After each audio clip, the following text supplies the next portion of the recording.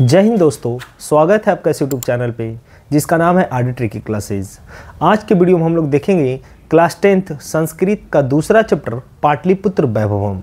इसके जितने भी ऑब्जेक्टिव प्रश्न और सब्जेक्टिव प्रश्न हैं उन सभी को आज के वीडियो में हम लोग कवर करेंगे।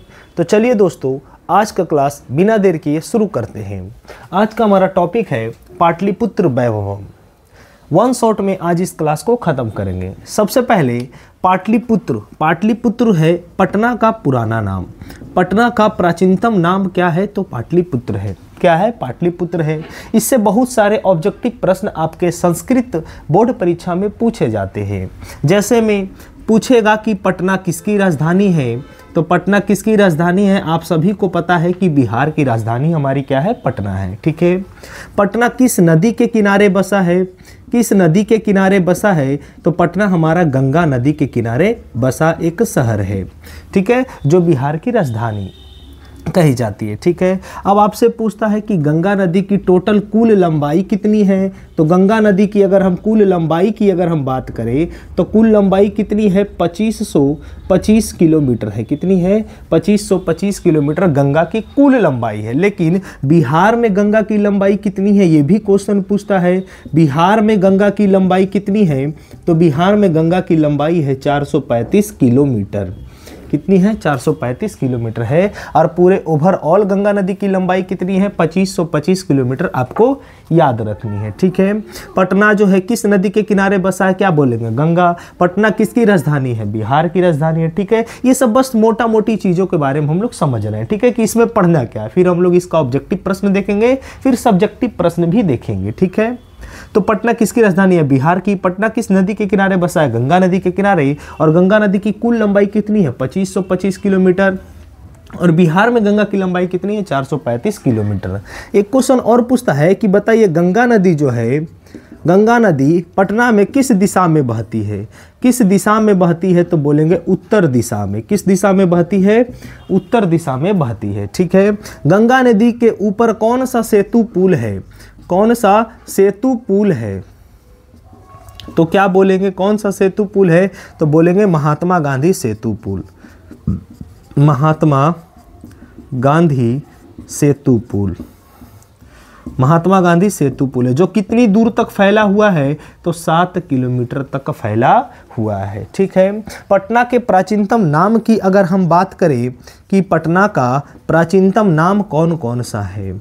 पटना का प्राचीनतम नाम कौन कौन सा? ये सब्जेक्टिव प्रश्न भी पूछे जाते हैं कि पटना के पुराने नाम कौन कौन से हैं, आप लिखिए। ठीक है। तो कैसे लिखेंगे? देखिए, पटना का प्राचीनतम नाम निम्न है जो इस प्रकार है। सबसे पहला लिखेंगे बाबू पाटलिपुत्र। पाटलिपुत्र। फिर लिखेंगे पाटलीग्राम। पाटलीग्राम। फिर लिखेंगे कुसुमपुर। कुसुमपुर, पुष्पपुर, पुष्पपुर और देवनगरी। और देवनगरी। ये 5 नाम आपको याद रखने हैं। पटना का प्राचीनतम नाम है पाटलिपुत्र, पाटलीग्राम, कुसुमपुर, पुष्पपुर और देवनगरी। ठीक है। ये सब्जेक्टिव प्रश्न में भी पूछे जाते हैं। ठीक है। ये भी पूछा जाता है कि पटना जो है, पटना में कितने विदेशी यात्री आए थे? तो पटना में इस पाठ के अनुसार पटना में 4 विदेशी यात्री आए थे। कितने विदेशी यात्री आए थे? 4। 4 कौन कौन है? एक बार देख लीजिए 4 कौन कौन है। तो सबसे पहला यात्री था मेगास्थनीज। कौन था? मेगास्थनीज था सबसे पहला यात्री, विदेशी यात्री। आपसे पूछेगा पटना कितने विदेशी यात्री आए थे? 4 आए थे। पहला कौन थे? मेगास्थनीज थे। और मेगास्थनीज का एक पुस्तक है जिसका नाम है इंडिका पुस्तक। क्या नाम है? इंडिका पुस्तक। आप याद रखिएगा। ठीक है। इंडिका पुस्तक किसने लिखा? मेगास्थनीज ने लिखा है। दूसरा कौन आए थे? दूसरा आए थे फाहियान। दूसरा आए थे फाहियान। और तीसरा आए थे इतिसंग। और चौथा आए थे हुएनसंग। हुएनसंग। ठीक है, ह्वेनसंग। ये 4 हमारे विदेशी यात्री पटना आए थे। ठीक है, पटना का इतिहास कितना पुराना माना जाता है? अगर देखा जाए तो पटना का इतिहास जो है, ये पटना का इतिहास जो है 2500 वर्ष पुराना माना जाता है। 2500 वर्ष पुराना है। ठीक है, आपसे ये भी क्वेश्चन पूछता है कि पटना का इतिहास कितना वर्ष पुराना है, तो क्या बोलेंगे? 2500 वर्ष पुराना है। ठीक है, 25 पर 2 शून्य, 2500 बहुत कोई कंफ्यूजन में आपको एग्जाम में ऐसे देगा, 25 पर 1 शून्य करके देगा, 25 पर 2 शून्य, 3 शून्य, 4 शून्य, लेकिन 25 पर हमको कितना शून्य देना है? 2 शून्य। ठीक है, तो 2500 वर्ष पुराना किसका इतिहास है? तो पटना का इतिहास है। ठीक है, अभी तक हम लोग क्या क्या पढ़े, एक बार रिकॉल करते हैं। पढ़े पाटलिपुत्र वैभवम, जो दूसरा पार्ट है पीयूषम भाग 2 का पाटलिपुत्र वैभवम, जिसमें हम लोग पटना के बारे में जानेंगे। ठीक है, पटना किस नदी के किनारे बसा है? गंगा नदी के किनारे बसा है। और गंगा नदी की कुल लंबाई कितनी है? तो 2525 किलोमीटर कुल लंबाई है। और बिहार की अगर हम बात करें, बिहार में गंगा की लंबाई कितनी है? 435 किलोमीटर है। गंगा नदी के ऊपर कौन सा सेतु पुल है? महात्मा गांधी सेतु पुल है, जिसकी लंबाई कितनी है? तो 7 किलोमीटर है। कितनी लंबाई है? 7 किलोमीटर। पटना में गंगा नदी किस दिशा में बहती है? उत्तर दिशा में बहती है। और जैसा कि हम लोग जानते हैं कि गंगा नदी जो है हमारे देश की सबसे पवित्र नदी मानी जाती है। ठीक है, जानते हैं जैसा हम लोग। उसके बाद पढ़ें कि पटना में कितने विदेशी यात्री आए थे? तो 4 आए थे। कौन कौन थे? एक था मेगास्थनीज, दूसरा था ह्वेनसंग, तीसरा था फाहियान और चौथा था इतिसंग। ये चारों यात्री, आप ऊपर नीचे सीक्वेंस कैसे भी बोल सकते हैं। ठीक है, लेकिन ये 4 नाम ही आपको याद रखना है। मेगास्थनीज की कौन सी पुस्तक है? इंडिका पुस्तक। पटना का इतिहास कितना पुराना है? 2500 वर्ष पुराना है। ठीक है, कोई दिक्कत? उम्मीद करते हैं कि आपको इतना चीज़ समझ में आया होगा। चलते हम लोग आगे देखते हैं। चलिए दोस्तों, पटना के इतिहास के बारे में और कुछ जानते हैं। ठीक है, सबसे पहले पटना जो शब्द है ये किस शब्द से बना है या जन्म लिया है? किस शब्द से मिल करके बना है? तो पटना शब्द की जो उत्पत्ति है वो पंतन शब्द से हुई है। किस शब्द से हुई है? पंतन शब्द से हुई है। आपको याद रखनी है। पटना में किस देवी की पूजा होती है? तो पटना में एक देवी है जिसको हम लोग पटन देवी के नाम से जानते हैं। किस देवी की पूजा होती है? पटन देवी की पूजा होती है। पटन देवी की मंदिर अभी भी स्थित है। ठीक है, तो पटना जो शब्द है किस शब्द से मिलकर बना है? पंतन से। पटना शब्द की उत्पत्ति, पटना में किस देवी की पूजा होती है? पटन देवी की पूजा होती है। ठीक है, पटना में एक महोत्सव भी होता है बाबू, एक पर्व भी होता है। उस पर्व को बोला जाता है कौमुदी महोत्सव। कौमुदी महोत्सव। और ये कौमुदी महोत्सव क्या होता है इसके बारे में आप समझिए। कौमुदी महोत्सव, जैसा कि हम लोग अपने जो हमारे बिहार राज्य हैं, बिहार राज्य में जो हम लोग, बिहार राज्य क्या पूरे भारत की अगर हम बात करें तो जो दुर्गा पूजा जिस तरीके से हम लोग सेलिब्रेट करते हैं, तो उस समय एक महोत्सव हुआ करता था जिसको हम लोग कौमुदी महोत्सव के नाम से जानते हैं। वो दुर्गा पूजा की तरह ही हुआ करता था। ठीक है, तो कौमुदी महोत्सव किसके शासनकाल में शुरू हुआ था? तो गुप्त वंश के शासनकाल में शुरू हुआ था। गुप्त वंश के शासनकाल में शुरू हुआ था। आपसे पूछेगा कौमुदी महोत्सव किस वंश के शासनकाल में शुरू हुआ? तो गुप्त वंश। कौमुदी महोत्सव किस ऋतु में मनाया जाता है? किस ऋतु में मनाया जाता है? तो आपको याद रखना है शरद ऋतु। कौन सी ऋतु? शरद ऋतु। शरद ऋतु में हमारा कौमुदी महोत्सव मनाया जाता था। ठीक है, कौमुदी महोत्सव बिहार के किस पर्व से मिलता जुलता था? तो क्या अभी बताए हम लोग? दुर्गा पूजा। कौन से पर्व से? तो दुर्गा पूजा से ये मिलता जुलता था। ठीक है, कोई दिक्कत? बहुत बढ़िया। ठीक है, ये भी क्वेश्चन साथ में पूछता है कि आप हमको ये बताइए कि पाटलिपुत्र में जो है यानी पटना में जो है दर्शनीय स्थल कौन कौन से हैं? दर्शनीय स्थल मतलब घूमने फिरने का स्थल। तो जैसा कि आप लोग जानते हैं कि जो पटना घूमने के लिए गए होंगे उनको पता है कि पटना में क्या क्या है। ये सब्जेक्टिव क्वेश्चन में भी पूछा जाता है कि आप बताइए पटना के दर्शनीय स्थलों का नाम लिखे। ठीक है, तो आपको कैसे लिखना है? सारे प्रश्न हम लोग करेंगे सब्जेक्टिव क्वेश्चन में। ठीक है, बढ़िया तरीके से कि आपको एग्जाम में कॉपी कैसे लिखना है, आंसर कैसे बताना है, आंसर कैसे लिखना है, उन सारी चीज़ों के ऊपर हम लोग चर्चा करेंगे। बस वीडियो में अंत तक बने रहिए। ठीक है, पटना के दर्शनीय स्थलों का नाम क्या क्या है? तो सबसे पहला आपको लिखना है गोलघर। क्या लिखना है? गोलघर। डायरेक्ट नहीं लिखना है गोलघर, कैसा लिखना हम लोग सीखेंगे, ये बस नाम बता रहे हैं। दूसरा क्या लिखेंगे? जयप्रकाश अंतर्राष्ट्रीय हवाई अड्डा। जयप्रकाश अंतर्राष्ट्रीय, इंटरनेशनल है। जयप्रकाश अंतर्राष्ट्रीय हवाई अड्डा। हवाई अड्डा। ठीक है, तीसरा क्या लिखेंगे बाबू? महावीर मंदिर, ये भी घूमने वाला है। महावीर मंदिर। गांधी मैदान।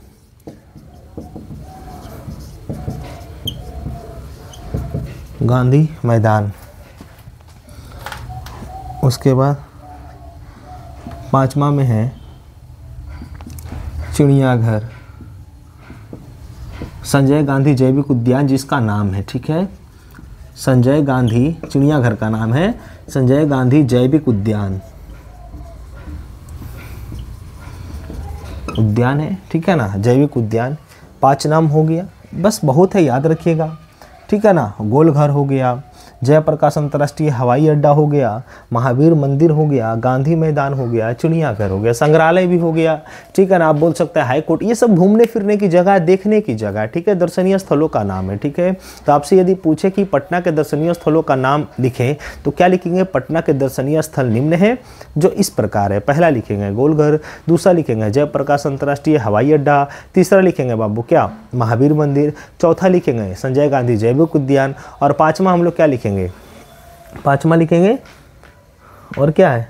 गांधी मैदान। और भी है, संग्रहालय है, ठीक है ना, उसके बाद हाई कोर्ट है, उच्च न्यायालय है, ठीक है। तो ये सारे घूमने फिरने की जगह है, ठीक है। तो उम्मीद करते हैं कि आपको ये सारी चीज़ें समझ में आई होगी। और भी कुछ पॉइंट है जो आपको याद रखना है, ठीक है। क्या पॉइंट याद रखना है? तो हमने जैसा कि जाना कि पटना शब्द की उत्पत्ति पंतन से हुई है, और पटना शब्द में, पटना में किस देवी की पूजा होती है? पटन देवी की पूजा होती है, ठीक है। कहता है पटना में कुछ वंश भी आए थे मुगल साम्राज्य के, जैसे पहला है मुगल वंश, मुगल साम्राज्य के मुगल वंश है, मुगल वंश आए थे। फिर आए थे चंद्रगुप्त मौर्य आए थे, चंद्रगुप्त मौर्य, और आया था अशोक। अशोक आपसे तीनों का क्वेश्चन पूछता है कि पटना, मुगल वंश के समय पटना कैसा था, अशोक के समय पटना कैसा था, यानी उसकी रक्षा व्यवस्था कैसी थी, और चंद्रगुप्त मौर्य के समय उसकी रक्षा व्यवस्था कैसी थी, ठीक है। तो आपको याद रखना है, आपको याद रखना है बाबू कि आपसे पूछेगा कि किसके समय इस पटना की रक्षा जो व्यवस्था है वो समृद्ध थी। वो क्या थी? समृद्ध थी। पटना की रक्षा व्यवस्था समृद्ध थी। अगर समृद्ध शब्द आ गया, क्या आ गया? समृद्ध, समृद्ध शब्द अगर आ गया बाबू तो हम लोग क्या बोलेंगे? क्या बोलेंगे? किसके समय में पटना की रक्षा व्यवस्था समृद्ध थी? मुगल वंश के शासनकाल में। किसके शासनकाल में? मुगल वंश के शासनकाल में पटना की रक्षा व्यवस्था समृद्ध, याद रखिएगा, ठीक है, कोई दिक्कत? समृद्ध थी, ठीक है। अगला क्वेश्चन पूछता है कि किसके समय पटना की रक्षा व्यवस्था सुप्रसिद्ध थी? सुप्रसिद्ध अगर पूछेगा, सुप्रसिद्ध, समृद्ध अलग शब्द है, एक क्या है? सुप्रसिद्ध है। सुप्रसिद्ध थी, किसके समय में पटना की रक्षा व्यवस्था सुप्रसिद्ध थी? तो बोलेंगे अशोक के समय। क्या बोलेंगे? अशोक के समय, ठीक है। और किसके समय में पटना की जो रक्षा व्यवस्था है वो सुंदर थी? सुंदर थी, तो क्या बोलेंगे? चंद्रगुप्त मौर्य के समय। किसके समय? चंद्रगुप्त मौर्य के समय इस पटना की जो रक्षा व्यवस्था है वो सुंदर थी। क्या थी? सुंदर थी, ठीक है, कोई दिक्कत? फिर से सुनिए, किसके समय, किसके शासनकाल में पटना की जो है रक्षा व्यवस्था समृद्ध थी? मुगल वंश के शासनकाल में। सुप्रसिद्ध थी, सुप्रसिद्ध थी, तो क्या बोलेंगे? सुप्रसिद्ध थी हमारी अशोक के समय में, ठीक है, याद रखिएगा। और सुंदर थी किसके शासनकाल में? तो चंद्रगुप्त मौर्य के शासनकाल में क्या थी? सुंदर थी, ठीक है। उम्मीद करते हैं चीज़ें समझ में आई होगी, ठीक है।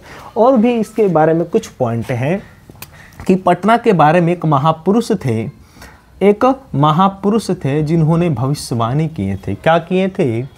महापुरुष कौन थे? तो पहले नाम जान लीजिए, बुद्ध थे। क्या थे? बुद्ध थे। बुद्ध थे। पटना के बारे में इन्होंने यह भविष्यवाणी किया था कि यह नगर जो है आगे चल करके महानगर बनेगा।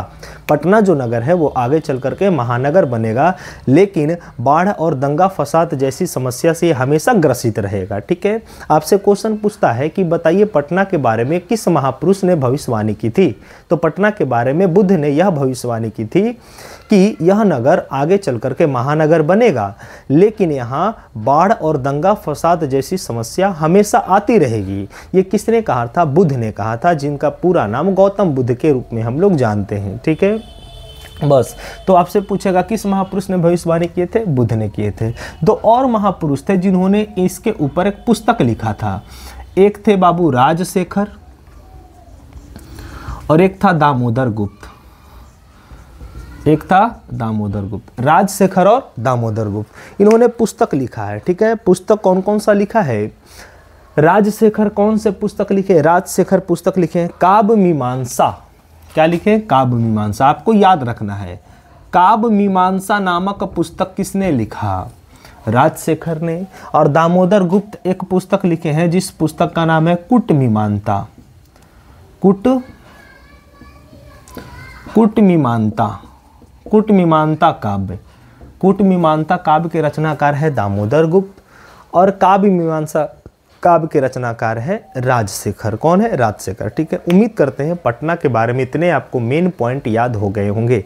ठीक है, जो एग्जाम में इससे प्रश्न बार बार पूछे जाते हैं। ठीक है, तो आगे चलते हैं दोस्तों इसके वस्तुनिष्ठ प्रश्न पे।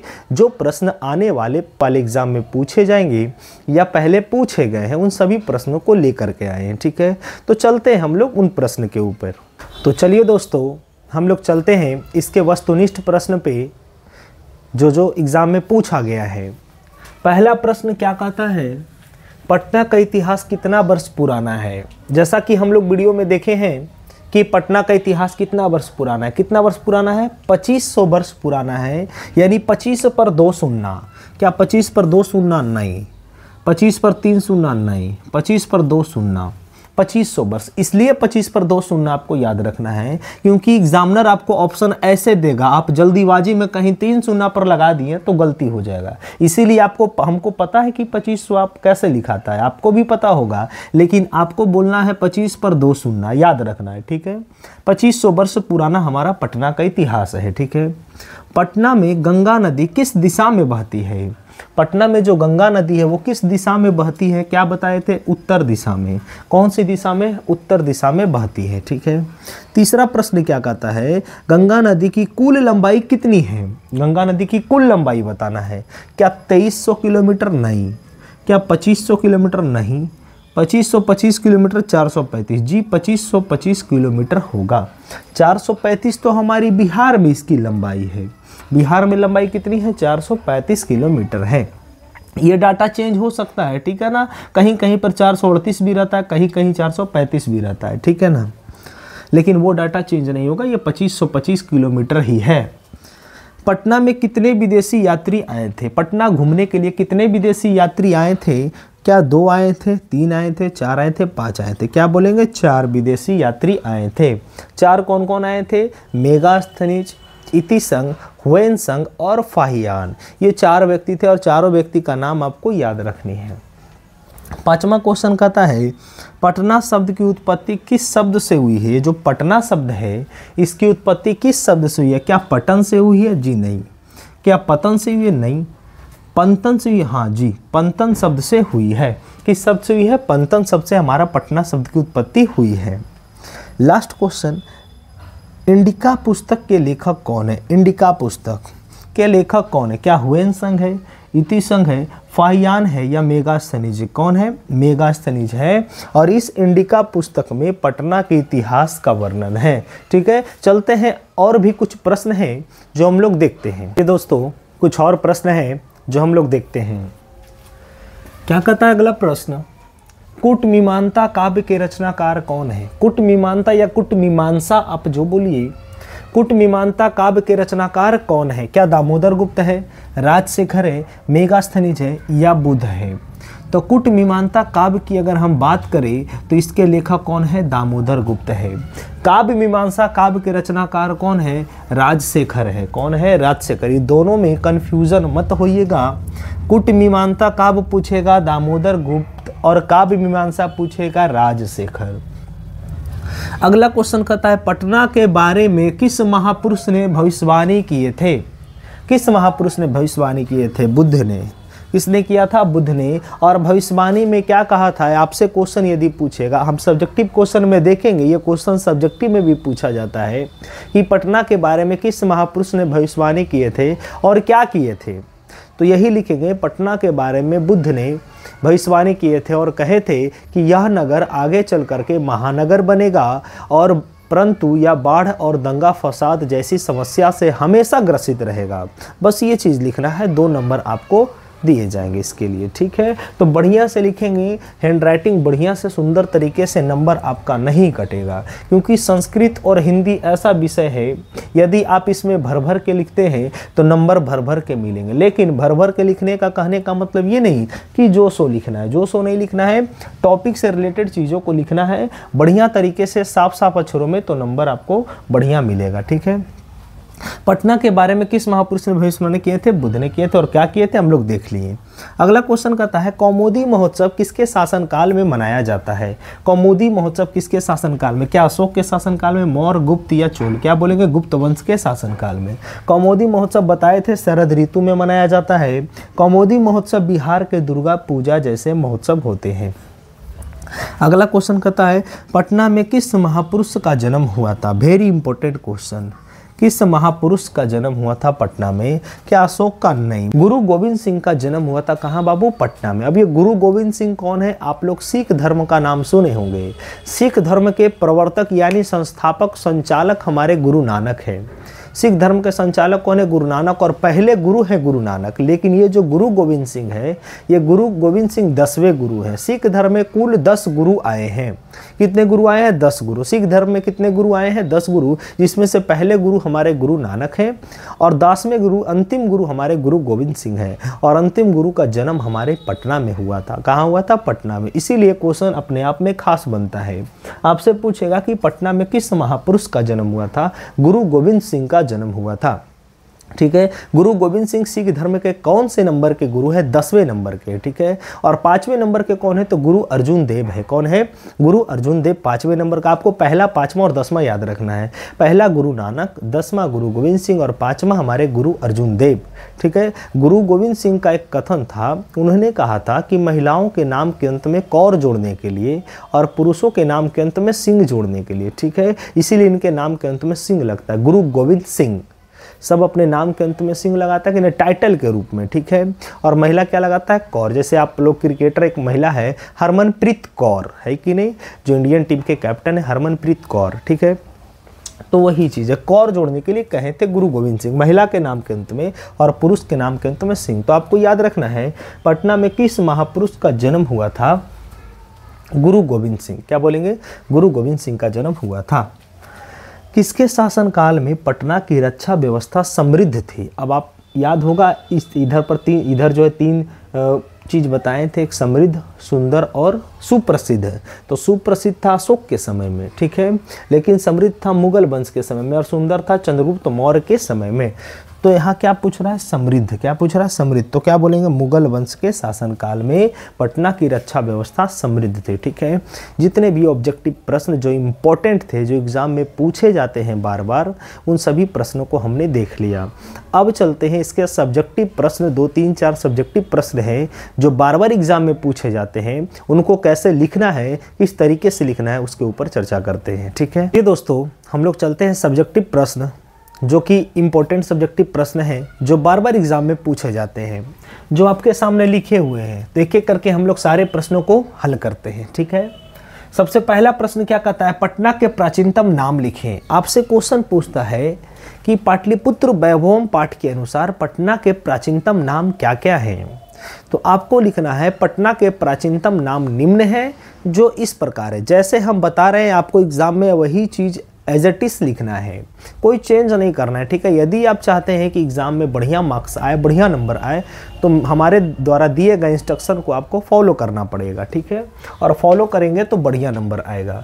पटना के प्राचीनतम नाम निम्नलिखित हैं, जो इस प्रकार हैं। इतना लिखने के बाद ही आपको लिखना है, डायरेक्ट आपको नाम नहीं लिखना है पहला दूसरा करके, इतना लिखना है उसके बाद ही कि पटना के प्राचीनतम नाम, पटना के प्राचीनतम नाम